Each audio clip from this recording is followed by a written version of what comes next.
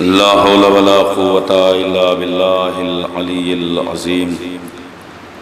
أعوذ بالله من الشيطان اللعين الرجيم. بسم الله الرحمن الرحيم. الحمد لله الذي هدانا لهذا وما كنا لنهتدي لولا أن هدانا الله. لقد جاءت رسل ربنا بالحق ثم الصلاة والسلام وتحية والإكرام على النبي المكي الأمي القرشي الهاشمي ومولى الكونين محبوب المشرقين والمغربين جد الحسن والحسين أبي القاسم محمد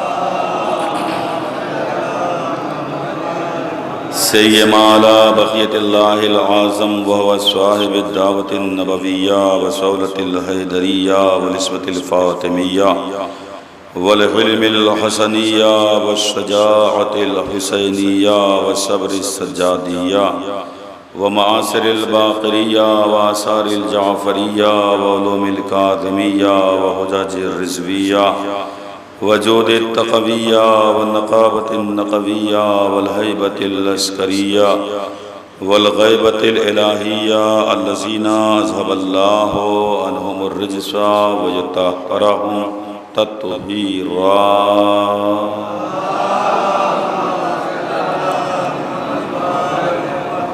وعلى آل بيته الطيبين الطاهرين المعصومين المظلومين ولعنة الله على أعدائهم أجمعين من يومنا هذا إلى قيام يوم الدين. أما بعد فقد قال الله تبارك وتعالى في القرآن الحكيم وهو أصدق الصادقين وقوله الحق. بسم الله الرحمن الرحيم. وتعز من تشاء وتذل من تشاء واللہ بیدک الخیر. صلوات علی محمد.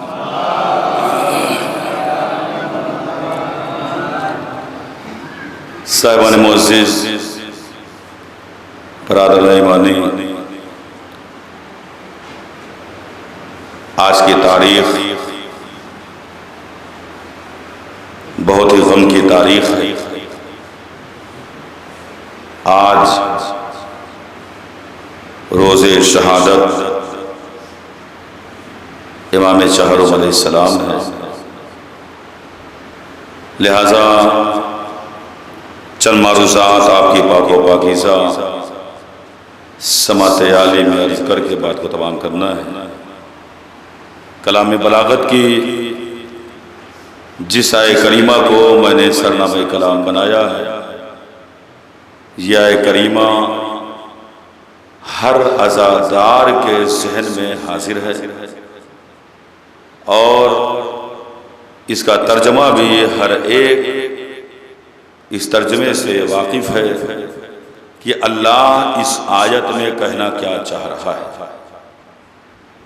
اور اللہ مخاطب کیا کر رہا ہے اور کس کو مخاطب کر رہا ہے. وَتُعِزُّ مَن تَشَاءُ وَتُذِلُّ مَن تَشَاءُ. اللہ جس کو چاہتا ہے عزت دیتا ہے اور جس کو چاہتا ہے ذلت رسوا کر دیتا ہے. لیکن عزیزان گرامی، صرف اللہ ہی کے چاہنے سے انسان رسوا نہیں ہوتا، بلکہ انسان کا اس میں اپنا بھی رول ہوتا ہے، انسان کا اپنا بھی کارنامہ ہوتا ہے، انسان کا اپنا بھی کردار ہوتا ہے، انسان کا اپنا بھی اخلاق ہوتا ہے. وہ اگر چاہے تو عزت کی زندگی گزارے، اگر چاہے تو ذلت کی زندگی گزارے. اسی لیے اللہ نے ذلت اور عزت ان دو لفظوں کے لیے صاف صاف یہ کہا کہ دیکھو اگر زندہ رہنا چاہتے ہو تو عزت دار بنو، اگر حیات میں رہنا چاہتے ہو تو عزت دار بنو، اگر باقی رہنا چاہتے ہو تو عزت دار بنو۔ اس کا مطلب یہ ہے کہ جو انسان باقی رہنا چاہتا ہے وہ انسان عزت دار ہوتا ہے، لیکن جو انسان فنا ہونا چاہتا ہے وہ انسان ذلیل و رسوا خوار ہوتا ہے۔ اب دو کردار ہمارے سامنے ہے، ایک کردار بنی امیہ ہے اور ایک کردار بنی ہاشم ہے، جہاں سیاست، مکاری، عیاری، فتنہ، فساد یہ ساری چیزیں پائی جا رہی ہے، اسے بنی امیہ کہا گیا۔ جہاں عزت، شرافت، بلاغت، شہرت یہ ساری چیزیں عبادت پائی جاتی ہے، اسے خاندان بنی ہاشم کہا گیا۔ یہی وجہ ہے کہ خاندان بنی ہاشم اور خاندان بنی امیہ میں یہ اعلان تو کل ہی ہو گیا تھا کہ عزت دار کون ہے، اس میں ذلیل کون ہے۔ ارے جب رسول نے اپنی نصرت کے لیے بلایا تھا، جو ان کی نصرت پہ آگے آ گیا وہ عزت دار ہو گیا، جو ان کی نصرت کو چھوڑ کے آگے بڑھ گیا وہ ذلیل و خوار ہو گیا۔ یہ تو فیصلہ کل ہی ہو گیا تھا، یہ تو فیصلہ کل ہی ہو گیا تھا کہ جب رسول نے یہ اعلان کر دیا تھا۔ یہ اعلان رسول نے یوں ہی اعلان نہیں کیا تھا، رسول نے آزمایا تھا، رسول نے ان کا امتحان لیا تھا۔ آیا یہ ایمان لانے کے بعد، یہ کلمہ پڑھنے کے بعد ان کے دل کے اندر ایمان کتنا ہے، زبانی ایمان ہے یا دل سے ایمان ہے؟ عزیزان گرامی، جہاں ایمان زبانی ہوتا ہے، جہاں ایمان دکھاوا ہوتا ہے، وہاں انسان عزت دار نہیں ہوتا، لیکن جہاں ایمان صدق دل سے ہوتا ہے وہاں انسان عزت دار ہوتا ہے۔ آپ کہیں گے دلیل کیا ہے؟ اس کی دلیل یہ ہے کہ اگر میسم کو دار پہ چڑھایا جا رہا ہے اور چڑھانے کے بعد وہ حقانیت کا اعلان کر کے یہ بتا رہے ہیں زبان کٹنا میرے لیے کوئی بڑی بات نہیں ہے، لیکن حق کا ساتھ چھوڑنا یہ بڑا مشکل کام ہے۔ ایک سلوات پڑھ دے محمد والے محمد۔ لیکن عزیزان گرامی، یہ ایک جلوس کی مجلس ہے، بہرحال چند معروضات آپ کی خدمت میں عرض کر کے بات کو ختم کرنا ہے۔ تو عزیزو، انسان کی زندگی کا مقصد کیا ہونا چاہیے کہ وہ عزت دار، وہ رسوا و ذلیل خوار نہ ہو، کیونکہ جو عزت دار ہوتا ہے تو وہ ہر سماج میں عزت دار ہوتا ہے۔ جو عزت دار ہوتا ہے وہ ہر سماج میں عزت دار ہوتا ہے۔ آپ کہیں گے دلیل کیا ہے؟ یہ ہر سماج میں عزت دار، ہر سماج میں عزت دار۔ بھئی ابو سفیان کتنے سماج میں عزت دار ہے، ابو سفیان کا نام کتنے سماج کے لوگ لے رہے ہیں، ابو سفیان کا نام کتنے ملک میں لیا جا رہا ہے، ابو سفیان کا نام کتنے مقام پہ لیا جا رہا ہے۔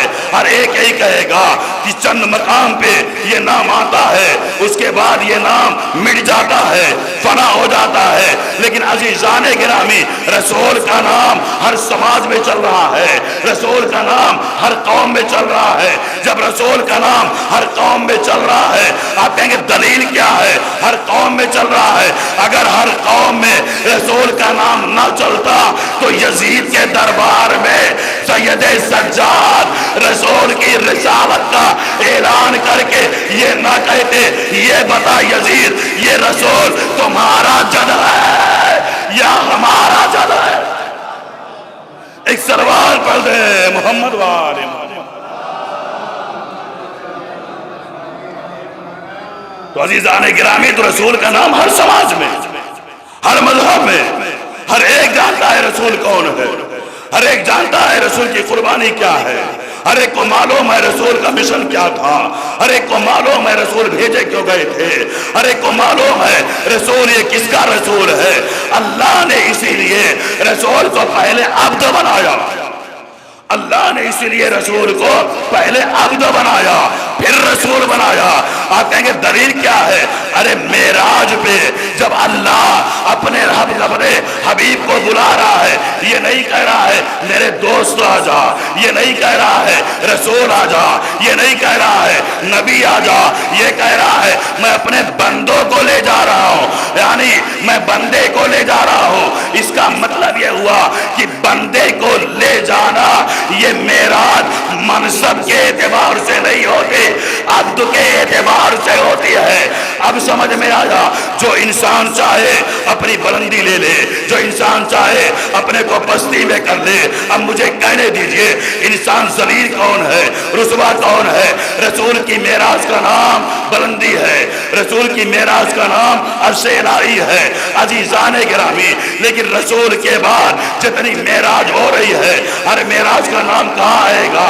اللہ نے آدم کی خلقت سے اور اللہ نے خانہ کعبہ کی خلقت سے 24,000 سال پہلے کربلا کی خلقت کیا، اور کربلا کی خلقت کر کے یہ بتلایا یہ کربلا نہیں ہے، جو یہاں آئے گا اس کی معراج ہو گئے، یہاں آئے گا اس کی معراج ہو جائے گی۔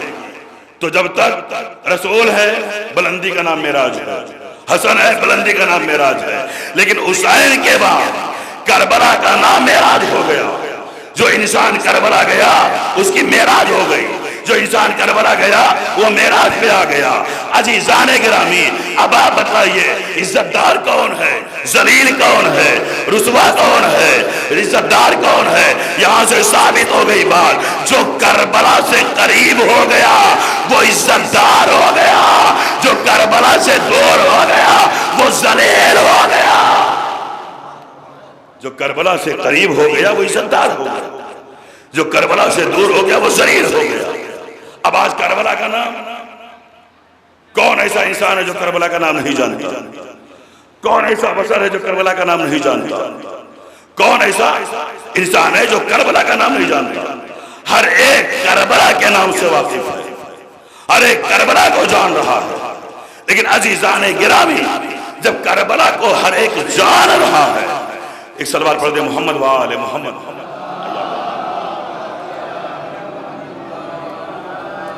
ایک صلوات پڑھ دے محمد وآل محمد۔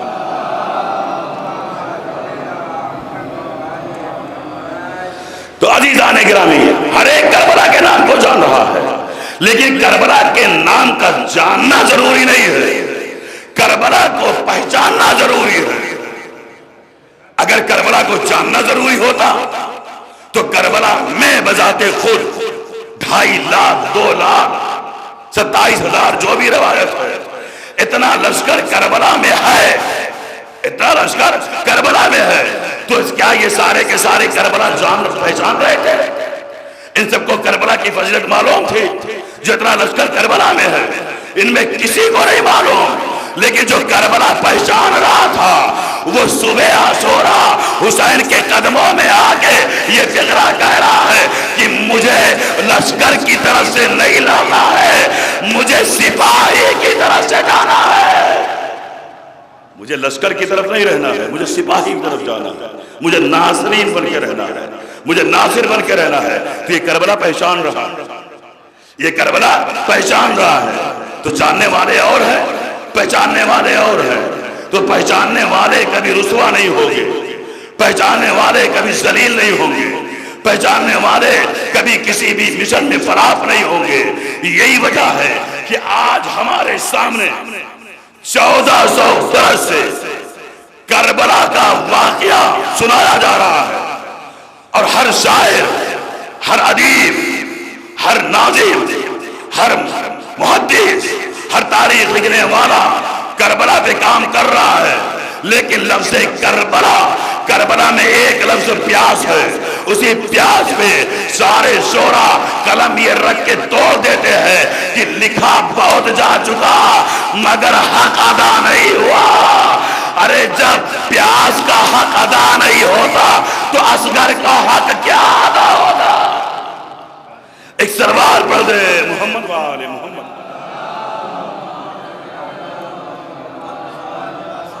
تو عزیزان گرامی وَتُعِزُّ مَن تَشَاءُ وَتُذِلُّ مَن تَشَاءُ، اللہ جس کو چاہتا ہے عزت دیتا ہے اور جسے چاہتا ہے ذلیل کرتا ہے۔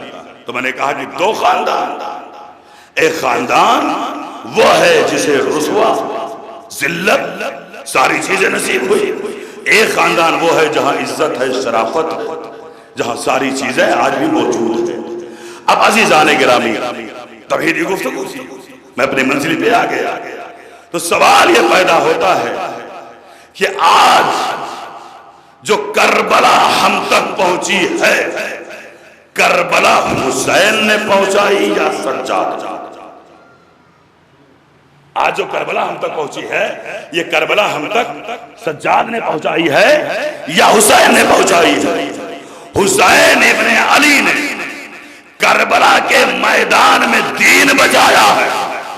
توجہ کیجئے گا، حسین ابن علی نے کربلا کے میدان میں دین بچایا ہے، لیکن اگر حسین کے ساتھ سجاد و باقر نہ ہوتے تو کربلا لے کے چلنے کے لیے ضرورت ہے کہ کوئی ہو تو کربلا کو کربلا سے اٹھایا، پہلے شام، پہلے کوفہ لے کے آئے، پہلے کوفہ لے کے آئے، اور جب کوفہ لے کر کے آئے تو کوفہ لانے کے بعد بتلایا کہ دیکھو تم سمجھتے ہو ہم طاقتور ہیں، تم سمجھتے ہو ہم سب سے بڑے سزا ہے، تم سمجھتے ہو کہ ہمارے پاس دین ہے، دیکھو دین کس کے پاس ہے، اللہ کس کے ساتھ ہے، تمہیں سارے سامنے اور یہ فیصلہ ہو جائے گا کہ دین کس کے ساتھ ہے، اللہ کس کے ساتھ ہے۔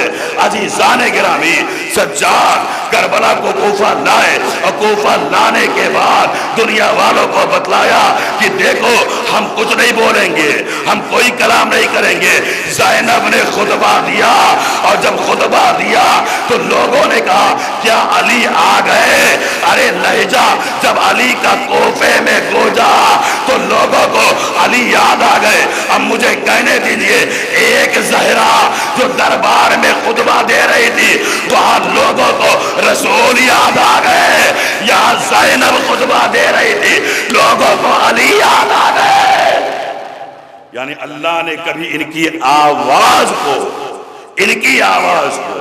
نہ محرموں کے کانوں تک نہیں جانے دیا، لہجہ بدل دیا، لہجہ بدل دیا، اور لہجہ بدل کے یہ کہا کہ دیکھو تمہارے سامنے بولنے والی زینب ہے، لیکن لہجہ جو ہے وہ علی کا، لہجہ کس کا ہے؟ علی کا لہجہ ہے۔ اب علی کے لہجے میں یہاں کلام ہوا۔ اب آپ بتلائیے کہ اسلام پہ جتنا وقت آیا، جب بھی اسلام پہ کوئی ضرورت پڑی ہے، رسول یعنی محمد اور علی یہ دو نام رہا ہے۔ رسول پہ وقت آیا علی نے نصرت کیا، علی پہ وقت آیا رسول نے نصرت کیا، یہ دو نام ہے۔ مکے کو فتح کرنا ہوا تو دو کی ضرورت ہے، ایک علی ہو ایک محمد ہو، ایک علی ہو ایک محمد ہو۔ مدینہ آئے علی ہو محمد ہو، لیکن جب کربلا آئے تو کربلا بھی آنے کے لیے ضرورت ہے کہ ساتھ میں کوئی علی ہو اور محمد ہو، لیکن 10 دن تک ادھر علی اور محمد خاموش ہے، دونوں نہیں بول رہے ہیں، کوئی کلام نہیں کر رہے ہیں، دونوں خاموش ہے۔ اور خاموش رہنے کے بعد کربلا سے خاموشی سے نکلے، اور نکلنے کے بعد اب جب کوفہ سے شام آ رہے ہیں تو شام کو فتح کرنا ہے، تو فتح کرنے کے لیے ضرورت ہے کہ کوئی محمد ہو کوئی علی ہو، ان میں ایک بولے ایک گوار ہے۔ اسی لیے سید سجاد باقر کو لے کے آئے تھے تاکہ جب حکومت کا تختہ پلٹنا ہو تو باپ پلٹے بیٹا گواہ ہو۔ ایک سلوات پڑھ دے محمد والے محمد، ایک سلوات اور پڑھ دے محمد والے محمد۔ تو دو ساتھ ہے، ایک محمد ہے ایک علی۔ سارا واقعہ آپ سنتے رہتے ہیں برابر، خطبہ زینب بھی سنتے رہتے ہیں، خطبہ سید سجاد۔ ایک منزل پہ جانا چاہتا ہوں کہ دربار یزید میں یزید کو اپنے سپاہیوں سے اپنے لشکر والوں سے خوف نہیں تھا۔ کبھی خوف نہیں ہوا. لیکن یزید کو جتنا خوف بنی ہاشم کے گھرانے سے، جتنا خوف، جبکہ بیعت لینا تھی، بیعت تو یزید بہت آسانی سے لے لیتا، لیکن حسین کے بعد بیعت کا سوال سجاد کے سامنے کیوں نہیں کیا؟ کیا بیعت کر لیجئے، یہاں تو مصیبت ہے، ہاتھوں میں ہتھیلیاں ہیں، بیڑیاں ہیں، گلے میں خاردار توق ہے، پورا گرفتار ہیں وہ، ایسے میں تو بیعت لینا آسان ہے. سید سجاد تو بڑی عظمت کا نام ہے. 4 برس کی سکینہ کے سامنے یہ بات کہنے کی اس کی جرات نہ ہوئی کہ تم بیعت کر لو تمہیں آزاد کر دیا جائے گا، تم بیعت کر لو تمہیں آزاد کر دیا جائے گا. یہ کہنے کی ضرورت نہیں ہوئی، یہ کہنے کی ہمت نہیں ہوئی، جبکہ عورتوں سے بیعت لینا آسان ہوتا ہے. عزیزان گرامی، مدینے میں سوال بیعت اٹھانے کے بعد کربلا سے کوفہ و شام تک سوال بیعت نہ اٹھانا اس بات کی دلیل ہے ہر موڑ پہ حسین کا جملہ گونج رہا تھا، ہر موڑ پہ حسین کا جملہ گونج رہا تھا. حسین کا جملہ کیا تھا؟ یہی تو تھا، مجھ جیسا تجھ جیسے کی بیعت نہیں کر سکتا، مجھ جیسا تجھ جیسے کی بیعت نہیں کر سکتا. عزیزان گرامی، یہ حسین نے مدینے میں سنا دیا تھا اس لیے کہ اب یزید کی ہمت سجاد کے سامنے نہ پڑے، یزید کے ہمت سجاد کے سامنے نہ پڑے کہ سجاد سے سوال بیعت کرے. کیوں؟ یہ گونج رہا ہے کہ مجھ جیسا تجھ جیسے کی بیعت نہیں کر سکتا. تو حسین کیسا؟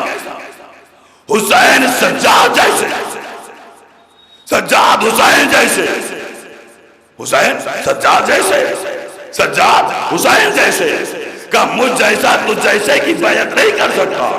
اس سے یہ بات ثابت ہو گئی کہ دربار یزید میں یزید کی ہمت سب کچھ ظلم کرنے کی پڑی، سوال بیعت اٹھانے کا راز نہ کھولا. کیوں؟ اس لیے کہ اگر سوال بیعت اٹھائیں گے ان کا بچہ ذلیل کر دے گا. ایک سلوات پڑھ دے محمد والے محمد، ایک سلوات پڑھ دے مل جل کے محمد والے محمد.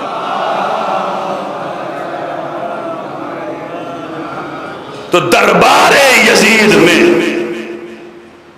ثانی زہرا کا خطبہ، سید سجاد کا خطبہ، دونوں خطبوں کے ذریعے سے یزید اپنے ہی دربار میں دفن ہو گیا.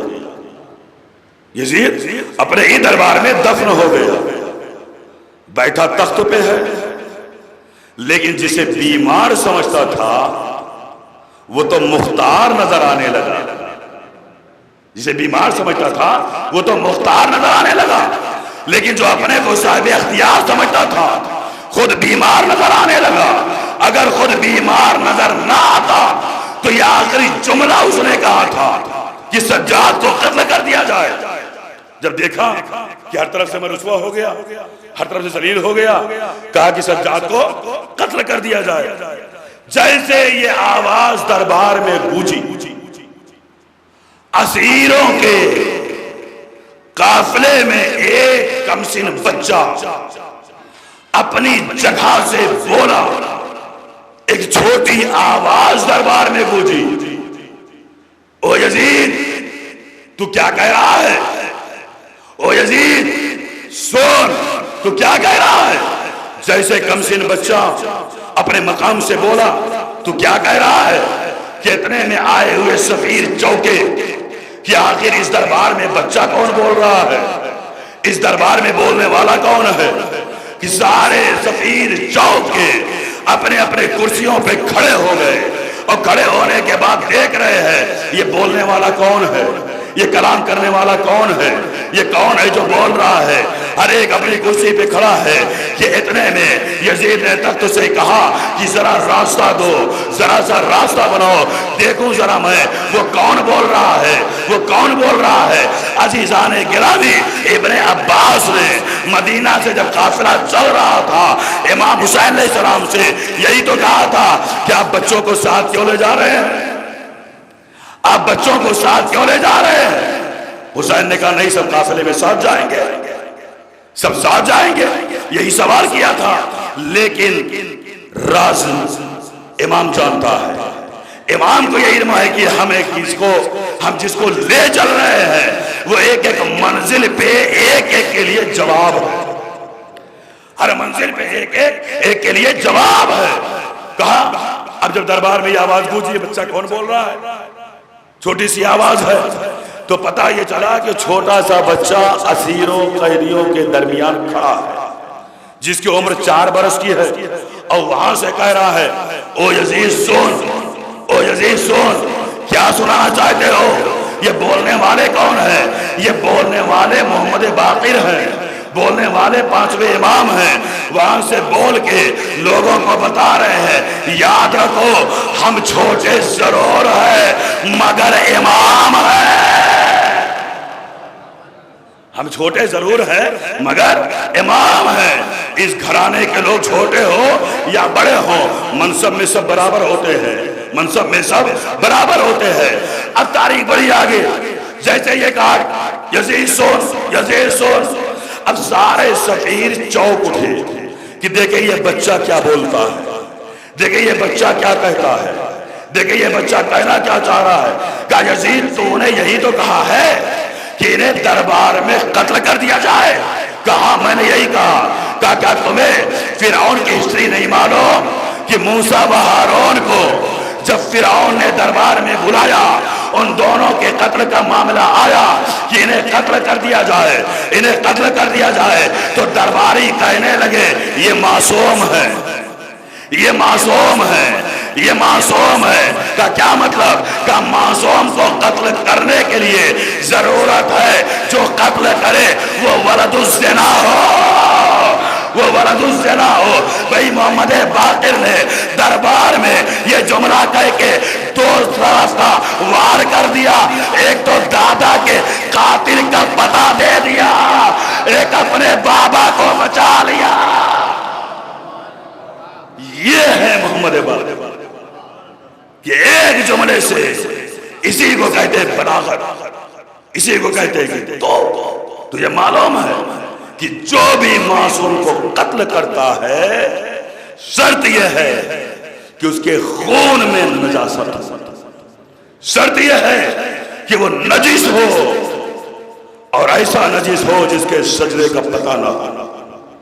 اسی لیے امام حسین علیہ السلام نے کربلا کا انتخاب کیا تھا، اسی لیے کربلا کا انتخاب کیا تھا کہ ابھی تک کسی کا سجدہ کھل کے شہر میں نہیں آیا، شہروں میں سجدہ کھل کے نہیں آیا ہے، سارے سجدے شہر میں رہ گئے۔ حسین نے جب کربلا کا ارادہ کیا تو حسین جب قتل ہوئے تو وہ قاتل کون ہے؟ یہ وہ یزید ہے۔ یزید کون ہے؟ معاویہ کا بیٹا ہے۔ معاویہ کون ہے؟ ابو سفیان کا بیٹا ہے۔ تو پتہ یہ چلا یہ تو پوری کی پوری نسل، یہ پوری کی پوری نسل حرام ہے۔ اب سمجھ میں آیا پانچویں امام نے بھی بیٹے نے یزید کا کھلا مکھلا مقابلہ کیا۔ حسین نے کربلا کے میدان میں ماں سے لے کر اپنے بابا تک اور بھائی تک کے قاتلوں کے چہرے سے نقاب کو اٹھا کے بتایا کہ دیکھو میرا قاتل صرف یزید نہیں ہے بلکہ نسل وہاں سے چلی ہے، نسل وہاں سے چلی ہے۔ وَتُعِزُّ مَن تَشَاءُ وَتُذِلُّ مَن تَشَاءُ۔ اللہ جس کو چاہتا ہے ذلیل کرتا ہے، جسے چاہتا ہے رسوا کرتا ہے۔ یہ رسوا کرنا چاہ رہے تھے لیکن خود اپنے دربار ہی میں رسوا ہو گئے، یہ رسوا کرنا چاہ رہے تھے خود اپنے دربار ہی میں ختم ہو گئے۔ تو یہ ہے چوتھے امام۔ لیکن عزیزان گرامی ہم نے چوتھے امام کی ہسٹری کربلا کا، لیکن چوتھے امام کسی مجبور لفظ کا نام نہیں ہے، چوتھے امام کسی غریب پرسنالٹی کا نام نہیں ہے، چوتھے امام کسی لاغر و ناتما کمزور شخص کا نام نہیں ہے۔ یہ بذات خود چوتھے امام اتنے بڑے مالدار تھے، اتنے بڑے مالدار تھے کہ واقعات کربلا کے بعد آپ دیکھیے کہ چوتھے امام کا ایک بہت بڑا باغ تھا جسے شہر ینبوع کہا جاتا ہے، شہر ینبوع کہا جاتا ہے، اور اس باغ میں اتنے زیادہ پھل لگتے تھے کہ ہزاروں ہزاروں اونٹ پہ انگور، کھجوریں، کشمش، انار، یہ سارے پھل اس پہ بار ہوتے تھے، اور بار ہونے کے بعد یہ پورا کا پورا مال شام جاتا تھا۔ جہاں تختہ پلٹا تھا اسی تختہ پلٹنے والے ہی کے شہر میں یہ امام کا مال جا رہا ہے، اور جب امام کا مال جا رہا ہے تو وہاں پہ وہ بکری ہو، جب مال تجارت سے واپس مال تجارت ہو جائے اور جب واپس آئے تو واپس آنے کے بعد پہلا کام کیا تھا؟ سب سے زیادہ کنیزیں اگر کسی امام نے آزاد کرائی، سب سے زیادہ غلام اگر کسی امام نے آزاد کرائے تو چوتھے امام ہیں، وہ چوتھے امام ہیں۔ 1,00,000 غلام اور کنیزیں ملا کر چوتھے امام نے آزاد کرایا ہے۔ جب مال شام سے واپس آتا تھا، مال کا مطلب درہم و دینار، جب وہاں سے تجارت سے رقم آتی تھی تو چوتھے امام کا پہلا وتیرہ یہ ہوتا تھا کہ مدینے کی سرزمین پہ ایک بہت بڑا چوراہا تھا جہاں پہ ہفتے میں ایک روز بازار لگایا جاتا تھا۔ اس بازار میں کنیزیں غلام بیچے جاتے تھے، فروخت کیے جاتے تھے، اور اتنا بڑا بازار ہوتا تھا کہ رش ہوتا تھا بازار چلنے میں۔ ایسے ماحول میں چوتھے امام جاتے تھے، اور جانے کے بعد سب سے پہلا خریدار جو بازار کا ہوتا تھا وہ حسین کا بیٹا سجاد ہوتا تھا۔ حسین کا بیٹا سجاد کرتے کیا تھے؟ سب سے پہلا کام یہ کہ بازار سے غلام اور کنیزوں کو خرید کر انہیں آزاد کر دیتے تھے، خرید کر آزاد کر دیتے تھے۔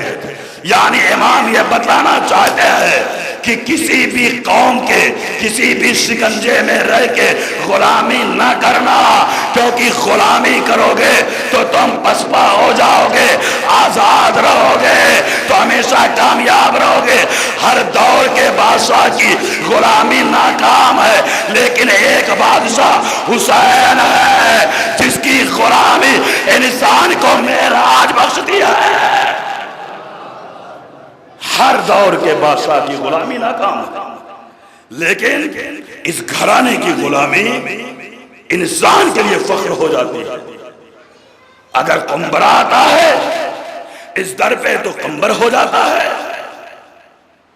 تو غلام تو خریدا تھا مولا کائنات، یہ بھی تو غلام بنایا تھا۔ تو اس کا مطلب یہ کہ اس گھرانے کا مزاج ہے کہ غلام اور کنیزوں کو آزاد کرنا، کسی کو غلام بنا کے نہ رکھنا۔ ہاں وہ محبت میں غلام ہو وہ ہو۔ اب وہ شہر ینبوع آخری کلام، وہ ایسا بات کہ 2 خلافت کا دور جب ختم ہو گیا، تیسری خلافت کا دور آیا، تو قتل سے پہلے ایک مرتبہ اس نے کہا مولا کائنات سے مدینے میں کہ آپ مدینے سے باہر چلے جائیے اور وہاں قیام کر لیجیے، آپ باہر چلے جائیے وہاں قیام کر لیجیے۔ تو وہاں مولا کائنات نے باغ لگایا تھا، بہت بڑا باغیچہ، بہت بڑا باغ لگایا، اب آئے بستی بسائی۔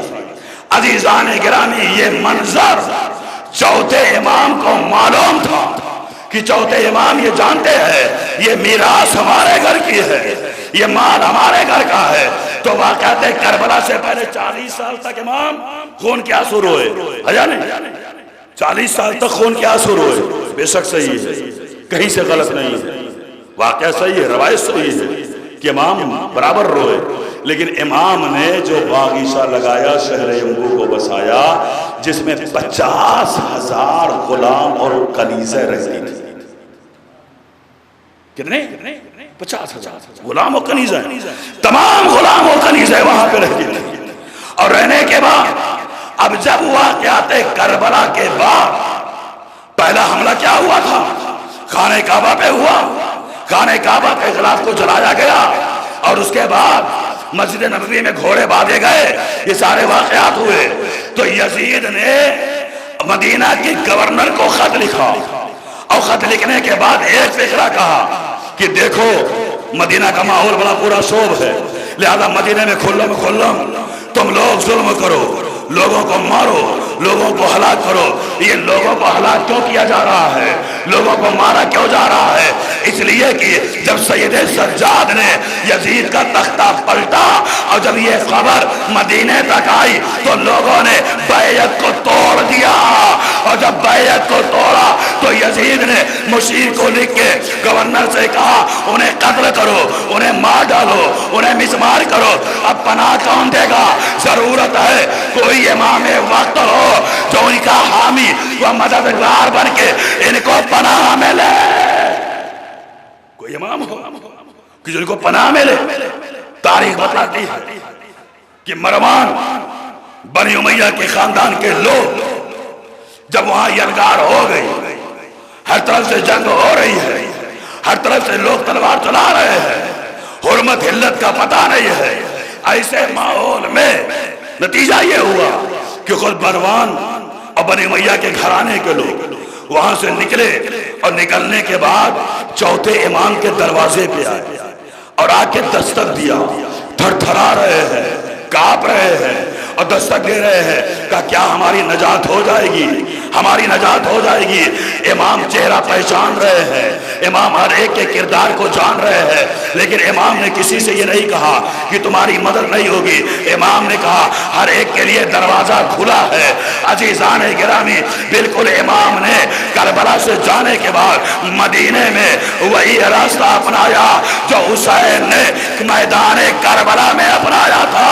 ہر ایک کے لیے دروازہ کھلا ہے. اب اگر کسی بھی قوم کا ہو وہ حسین کی مدد کر رہا ہے، یا قاتل بھی آ کے حسین کے گھر پناہ لے رہا ہے، قاتل بھی آ کے سجاد کے گھر پناہ لے رہا ہے. یہ ہے شہر. اب تاریخ کا فکرہ کہ 4,000 عورتیں اپنی اپنی گودیوں میں بچے لے کر اپنے بچوں کو بچانے کے لیے، جان بچانے کے لیے جائیں گا. یہاں تک کہ یہ لوگ بھی آئے چوتھے امام کے بعد اور آنے کے بعد کہا ہمیں بچا لیجئے، ہماری نصرت کریے. امام نے ہر ایک کے لیے دروازہ کھول دیا. جب یہ خبر مدینے سے پھر پہنچی شام، اب جب شام پہنچی تو شام میں یزید نے پھر گورنر کو خط لکھا اور لکھنے کے بعد کہا جتنی جلدی ہو سکے چوتھے امام کو قید کر لو اور انہیں قتل کر دو. جتنی جلدی ہو سکے انہیں قید کر لو اور قتل کر دو. عزیزان گرامی، ادھر پوری فوج لے کے گورنر تلاش کر رہا ہے امام کو، لیکن امام ہے، امام سامنے ہو تو امام نظر نہیں آئیں گے اگر اللہ چاہے گا. یہاں تک کہ گورنر نے بلایا اور بلانے کے بعد کہا کہ امام کو بلایا گیا ہے، آپ کو گورنر بلا رہا ہے. چوتھے امام تنہا گئے. کیسے گئے؟ پہلی بار ذوالفقار مولا سجاد نے اپنے نیام سے نکالی، سر پہ خود پہنا، زرہ پہنا اور پہننے کے بعد امام دروازے سے ایسے نکلے جیسے دادا خیبر کے میدان میں جا رہا تھا. اس طریقے سے نکلے چوتھے. اور جب نکلے تنہا جا رہے ہیں، ہر ایک سوچ رہا ہے تنہا ہے، دربار میں آئیں گے اور آنے کے بعد انہیں قتل کر دیں گے. کیا مسئلہ ہے؟ مسئلہ یہ ہے کہ وہ ساری بیعت توڑ چکی ہے، یزید کا نام دفن ہو چکا ہے، یزید کا نام ختم ہو چکا ہے. اب یہ ہے اسے غصہ کہ لہذا انہیں قتل کرا دیا جائے. جیسے گورنر کے دربار میں امام پہنچتے ہی قدم رکھتے ہی گورنر اپنے مقام سے کھڑا ہو گیا، اپنے مقام سے کھڑا ہو گیا. اس کے سارے سپاہی یہ منظر دیکھ رہے ہیں کہ آخر یہ معاملہ کیا ہے. اس نے بلایا کسی اور کام کے لیے اور یہ تعظیم کر رہا ہے، یہ تعظیم کر رہا ہے۔ اس کے بعد کچھ دیر کے بعد امام کو چھوڑ دیا۔ جب امام کو چھوڑ دیا لوگوں نے کہا اتنا اچھا موقع، نہ آپ نے گرفتار کیا نہ آپ نے قتل کیا۔ کہا کیسے قتل کروں، کیسے گرفتار کروں؟ کہا کیوں؟ کہا دیکھ نہیں رہے تھے اتنے زیادہ سپاہی، اتنے زیادہ سپاہی اس امام کے ارد گرد ننگی تلواریں لے کے کھڑے ہوئے تھے۔ میں دیکھتا یہ تھا کہ اگر میں کچھ کہوں کہیں مجھ پہ وہ وار نہ ہو جائے، میں دیکھ یہ رہا ہوں مجھ پہ کہیں وار نہ ہو جائے۔ یہ سپاہی کون ہے؟ ہر ایک کہہ رہا ہے ہمیں تو کوئی نظر نہیں آ رہا ہے، ہمیں تو کوئی دکھائی دے نہیں رہا ہے۔ آپ کہہ رہے تھے سپاہی ننگی تلوار لیے کھڑے تھے، وہ تو تنے تنہا تھے۔ کہا تم دیکھ رہے تھے تنے تنہا تھے، ارے جو میں دیکھ رہا تھا وہ تم کو نظر نہیں آئے گا۔ اب سمجھ میں آیا اللہ جسے عزت دیتا ہے، اللہ جس کا ساتھ دیتا ہے، جس کی نصرت کرتا ہے، ملک کو تلوار لے کے بھیج دیتا ہے تاکہ دنیا والوں کو یہ پتا چل جائے ایک ولی کو نصرت کی ضرورت نہیں تھی، وہ دین بچا رہا تھا، میرا یہ ولی دین پہنچا رہا ہے۔ تو آپ ملک کو قریب بلا کے بچایا کہ آج ضرورت نہیں ہے، لیکن سجاد کی نصرت کر کے بتایا یہ محافظ اسلام ہے، محافظ دین ہے۔ تو اللہ یعنی قدرت جس کے ساتھ ہو جائے، اللہ جس کے ساتھ، کوئی اسے مٹا نہیں سکتا، اسے ختم نہیں کر سکتا۔ تو اللہ نے اسی لیے کہا وَتُعِزُّ مَن تَشَاءُ وَتُذِلُّ مَن تَشَاءُ، اللہ جسے چاہتا ہے عزت دیتا ہے، زیادہ ذلیل۔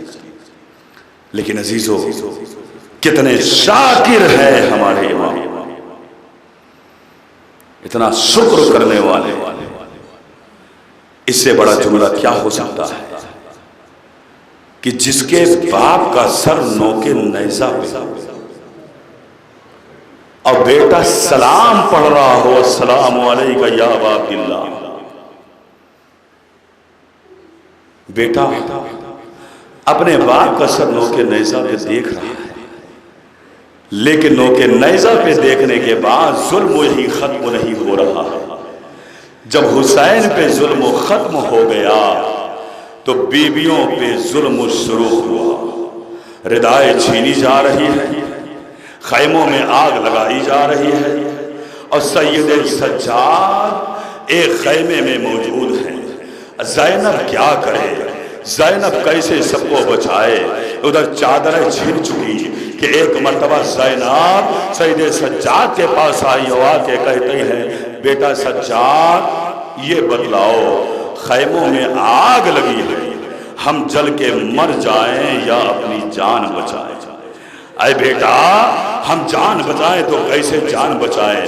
ارباب ازا امام نے فرمایا پھوپھی اماں جان کا بچانا واجب ہے۔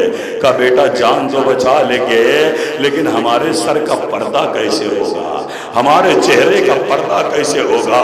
پہلی بار زینب میدان کربلا میں ادھر خیمے جلنے کے بعد پہلی بار زینب بے پردہ میدان میں آ رہی ہے۔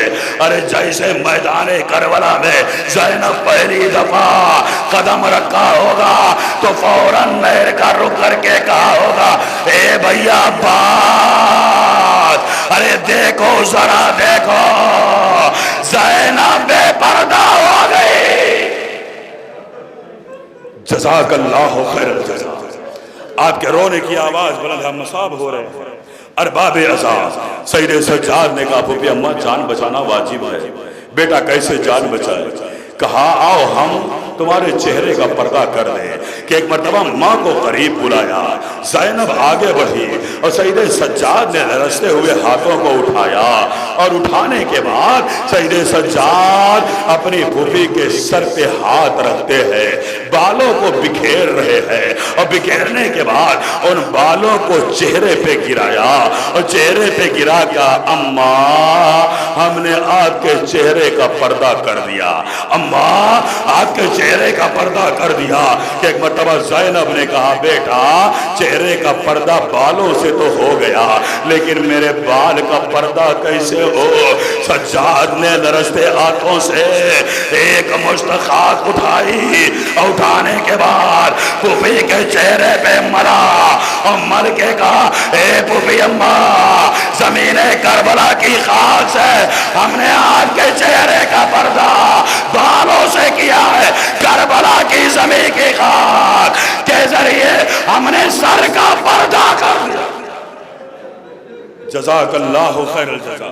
ہاں عزادارو، آپ کے رونے کی آواز بلند ہے، اب مصاب ہو رہے ہیں۔ عزادارو، یہ سید سجاد کتنے مسائب برداشت کیے، سید سجاد نے کتنی مصیبتیں اٹھائی ہے۔ عزادارو، یہ سجاد کربلا سے کوفہ، کوفے سے شام تک کارواں لے کے گئے، لیکن عزادارو کسی کو اللہ وہ منظر نہ دکھ رہا ہے جو سجاد نے منظر دیکھا۔ ارباب عزا، ادھر دربار شام قریب ہے، عزادارو کہ داخلہ ہونا ہے، کہ داخلہ ہو۔ ارباب عزا، ادھر زینب دربار میں کھڑی ہے، باہر کھڑی ہے کہ ادھر داخلہ ہونے والا ہے، کئی گھنٹے لگ گئے۔ سجاد اپنے مقام پہ کھڑے ہیں، اگر بیٹھنا چاہتے ہیں تو ادھر تازیانہ لے کے نہیں بڑھتا ہے۔ اے سجاد، ارے بیٹھنا نہیں ہے، یہاں کھڑے رہنا ہے، بیٹھے نہیں دیا جا رہا۔ سید سجاد وہاں کھڑے رہے، پھوپھی اماں کھڑی رہی، لیکن پھوپھی اماں جب کھڑی رہی تو مقتل نے لکھا کہ زینب کے پاؤں میں چھالے پڑے، اور جب زینب کے پاؤں میں چھالے پڑ گئے کہ ایک مرتبہ زینب نے جب قدم آگے بڑھانا چاہا، ایک پچھڑا کہا بیٹا سجاد، ارے یہ ماں قدم کیسے آگے بڑھائے، میرے پاؤں میں اتنا ورم آ گیا، میرے پاؤں اٹھاتے ہو لڑکھڑا جاتے ہو، جیسے پاؤں بڑھانا چاہتے ہو میرے جسم میں لڑکھڑاہٹ ہوتی ہے، میری طاقت نہیں ہے میں آگے بڑھ سکوں۔ عزادارو، عزادارو، سید سجاد سارا منظر کربلا سے کوفہ، کوفے سے شام تک سارا منظر دیکھا، لیکن ارباب عزا اب سجاد کو یہ کربلا کب تک یاد رہی ہوگی، سجاد کو کربلا یاد کر کے کب تک روئے ہوگے۔ مقتل لکھتا ہے آخری وقت تک سجاد کربلا کو یاد کر کے روتے رہے، آخری وقت تک سجاد کربلا کو یاد کر کے روتے رہے۔ آنے والا آ کے کہتا ہے مولا میں غریب ہوں، مولا میں غریب ہوں۔ کہا کیوں غریب ہو؟ کہا اس لیے میرے پاس کوئی ذریعہ نہیں ہے۔ امام نے ایک ہی سوال کیا تھا، اگر اس مدینے میں تمہاری موت ہو جائے، اس مدینے میں تمہیں موت ہو جائے، کہا ہاں اگر موت ہو جائے گی تو مجھے غسل دیا جائے گا، مجھے کفن پہنایا جائے گا، میرے جنازے کو اٹھایا جائے گا، میری نماز میت ادا کی جائے گی۔ سید سجاد نے کہا اب تو غریب کہاں ہے؟ ارے غریب تو میرا بابا حسین مظلوم کربلا کے تخت صحرا پہ اس کا لاشا پڑا رہا، تیروں پہ معلق، میں بیٹا اتنا مجبور، ہاتھوں میں ہتھکڑیاں۔ جزاک اللہ خیر الجزا، میں اتنا مجبور کہ اپنے بیٹے کو، میں اپنے باپ کو غسل نہ دے پایا، اپنے بابا کو میں کفن نہ پہنا پایا، غریب تو میرا بابا تھا۔ ہاں عزادارو، سید سجاد مدینے کا وہ وقت آ گیا کہ جب مدینے میں گزرتے تھے تو قصاب جیسے دیکھتے تھے کہ سید سجاد آ رہے ہیں، ادھر گوشت کے ٹکڑوں پہ کپڑا ڈال دیتے تھے، گوشت کے ٹکڑوں کو چھپا دیتے تھے۔ ایک دن ایک خریدار دکان پہ کھڑا ہوا تھا اور دکان پہ کھڑا ہو کے وہ گوشت لے رہا تھا، جیسے ہی وہ گوشت کو توڑنے لگا قصاب، اتنے میں نظر پڑی امام آ رہے ہیں، فوراً اسلحے کو زمین پہ رکھ دیا، اس نے سارے ٹکڑوں کو چھپا دیا۔ خریدار نے کہا ارے تم نے کام بند کیوں کر دیا؟ کہا دیکھ نہیں رہے ہو سید سجاد آ رہے ہیں؟ کہا کیا مطلب؟ کہا تم نے کربلا کا واقعہ نہیں سنا ہے؟ کہا ہم نے کربلا کا واقعہ سنا۔ کہا کربلا میں کیا ہوا؟ کہا کربلا میں اکبر کے سینے پہ نیزہ لگا، قاسم کا لاشا پامال ہوا، علی اصغر کے گلے پہ تیر لگا، عباس کے شانے قلم ہوئے، عباس کے گرز لگا۔ کہا اور کیا سنا؟ کہا حسین کو قتل کیا گیا، حسین کا سر نوکے نیزہ پہ بلند کیا گیا۔ کہا اور کیا سنا؟ کہا یہ میں نے سنا بیویوں کو اسیر کیا گیا۔ کہا یہ بتلا تو نے اسلحہ کیوں زمین پہ رکھا؟ کہا میں نے اس لیے رکھا، کیا تم نے یہ نہیں سنا؟ ارے کربلا کے میدان میں حسین کا لاشا پامال کیا جا رہا تھا، ہڈیوں کے چٹکنے کی آواز سجاد کے کانوں سے ٹکرا رہے تھے۔ میں نے ہڈیوں کا توڑنا اس لیے بند کیا کہیں یہ آواز سجاد کے کانوں سے نہ جائے، ان کا بابا نہ یاد آئے۔ اجرکم اللہ، جزاک اللہ خیر الجزا۔ عزادارو آپ مصاب ہو رہے ہیں، بس آخری فقرہ عزادارو مجلس تمام ہے۔ صاحب مقاتل لکھتے ہیں کہ سارے جنازے چاہے رسول کا جنازہ ہو ان میں بھی مختصر لوگ تھے، ماں جب دادی کا جنازہ اٹھا ان میں بھی مختصر لوگ تھے، جب بابا کا جنازہ اٹھا اس میں بھی چند لوگ تھے، جب حسن کا جنازہ اٹھا اس میں بھی چند لوگ تھے، لیکن کربلا میں ایک جنازہ اٹھا اس میں کوئی نہیں تھا، وہ لاشا تیروں پہ رہا۔ لیکن عزادارو جب سید سجاد کا جنازہ مدینے میں اٹھ رہا ہے تو اس وقت ارباب عزا سجاد کا آخری وقت قریب آ گیا۔ جب قریب آیا ایک بیٹی قریب آئی، باپ نے بیٹی کو پیار کیا، گلے سے لگایا، اس کی پیشانی کو چوما۔ وہ بیٹی میں کہوں گا مولا ارے یہ واقعہ عمر میں لا رہے، بچے کو پیار کر رہے، بعد میں بھی اس بچے پہ لوگ دلاسا دیں گے، دستے شفقت پھیریں گے۔ ہائے آپ کی بہن سکینہ، آپ کے بابا کے بعد سکینہ کے رخسار پہ تماچے، کانوں سے گوشوار۔ جزاک اللہ۔ عزادارو آخری وقت آ گیا، سید سجاد نے اپنے بیٹے سے کہا میرے لال مجھے زمین پہ لٹا دو۔ محمد باقر نے اپنے بابا کو زمین پہ لٹانا چاہا، ایک فقرہ کا مسند اٹھا دو، جو بستر لگا ہے اسے ہٹا دو۔ کیوں بابا؟ کہا نہیں بستر ہٹا دو۔ بستر ہٹایا گیا، جب بستر ہٹایا گیا اب سجاد جیسے زمین پہ لیٹے۔ ارباب عزا بیٹے نے سوال کیا بابا خالی زمین پہ کیوں لیٹے، آپ نے بستر کیوں نہ لگنے دیا؟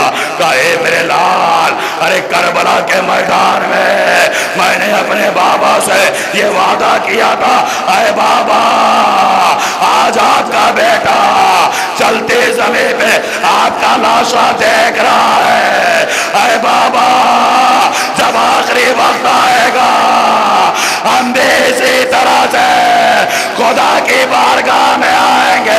اتنا فقرہ کا اتنے میں باقی کی زبان پہ آیا انا للہ و انا الیہ راجعون۔ سجاد دنیا سے چلے گئے، جنازہ اڑ گیا، مگر آئے کربلا 72 لاشیں پڑے رہے، کوئی لاشا نہیں۔